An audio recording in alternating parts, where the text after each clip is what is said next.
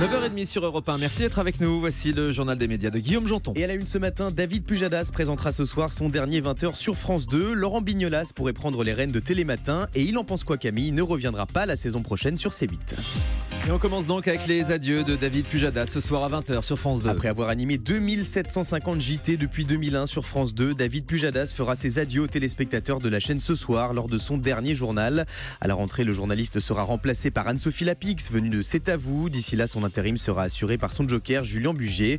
Reste à savoir sur quelle chaîne David Pujadas rebondira suite à son éviction. Certains l'annoncent sur LCI où il a fait ses débuts. Voilà, et on va suivre ces adieux de David Pujadas. C'est toujours un moment émouvant. On se souvient des adieux de PPDA, on se souvient des adieux de Laurence Ferrari ou encore de Claire Chazal. 16 ans d'antenne, un journaliste qui aura donc marqué les téléspectateurs. Toujours sur France 2, Laurent Bignolas pourrait prendre les rênes de Télématin à la rentrée. La semaine dernière, on apprenait le départ de William Lémergie de France 2 pour C8 où il présentera une émission à la mi-journée la saison prochaine. Une question se pose à présent, celle de son remplaçant à la tête de Télématin. D'après le site Pure Média, le journaliste Laurent Bignolas, présentateur du 6h Info sur France 2, serait bien placé pour prendre les commandes de l'émission à la rentrée. Contacté par Le Parisien, Laurent Bignolas confirme avoir été approché par la chaîne et que cette proposition l'intéresse. Mais selon lui, il est loin d'être le seul candidat à la présentation de Télématin. Oui, il dit même qu'il n'est pas le favori. C'est confirmé, il en pense quoi Camille ne reviendra pas la saison prochaine sur C8. Omniprésent à la télévision et à la radio cette saison avec 3 quotidiennes, le chroniqueur star de TPMP Camille Combal va lever le pied la saison prochaine. Dans un entretien accordé à Télé Loisirs, il révèle avoir décidé de mettre fin à Il en pense quoi Camille sur C8 à cause de son emploi du temps très chargé. Mais Camille Combal restera bien exposé sur la chaîne la saison prochaine puisqu'il présentera chaque soir à 20h une longue pastille humoristique dans Touche pas à mon poste. TF1 diffusera le concert événement des vieilles canailles à la fin du mois. Le 24 juin prochain à 21h, TF1 proposera une soirée des plus rock'n'roll à ses téléspectateurs. La première chaîne d'Europe va retransmettre en direct le concert des vieilles canailles à l'Accor Hotel Arena de Paris.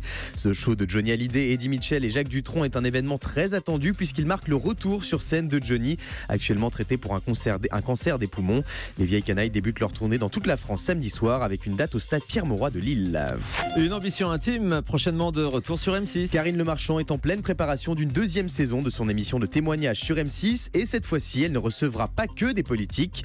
Selon Pure Média, des artistes de tous horizons, français et internationaux, s'installeront sur le canapé de l'animatrice pour se confier à elle sur leur vie privée. Côté politique, Karine Le Marchand rêverait de recevoir le Premier ministre Édouard Philippe et Brigitte Macron. Le tournage de cette saison 2 d'une ambition intime débutera dans les semaines à venir. Et en parlant d'M6, l'animatrice star de la chaîne, Christina Cordula, s'est mariée cette semaine. C'est un mois de juin placé sous le signe du mariage pour Christina Cordula, alors qu'elle s'apprête à lancer La robe de ma vie le 12 juin prochain sur M6. Émission dans laquelle elle aidera des jeunes femmes à trouver la plus belle robe de mariée. La plus magnifique des animatrices vient elle-même de sauter le pas. Christina Cordula s'est envolée direction l'île italienne de Capri pour y épouser son compagnon, l'homme d'affaires Frédéric Cassin. On souhaite évidemment beaucoup de bonheur aux deux mariés. Ma chérie. On termine avec le chiffre du jour. 1 comme la saison 1 de la série événement This Is Us diffusée prochainement sur Sister. La chaîne du groupe M6 a raflé les droits en clair de cette série déjà diffusée en crypté sur Canal+. Aux États-Unis, cette comédie dramatique dont les héros sont tous nés le même jour rencontre un franc succès avec près de 15 millions de téléspectateurs en moyenne pour chaque épisode. Ouais, elle est géniale cette série, hein. C'est une des meilleures séries de l'année. Moi je l'ai adorée. C'est un petit peu dommage qu'elle ne passe que sur Sister, qui est la plus petite chaîne du groupe M6. Ils n'ont visiblement pas osé la mettre en prime time sur M6, mais suivez-la. Excellente série This Is Us si vous n'êtes pas abonné à Canal+, ou si vous n'avez pas encore eu l'occasion de la voir. Merci beaucoup Guillaume.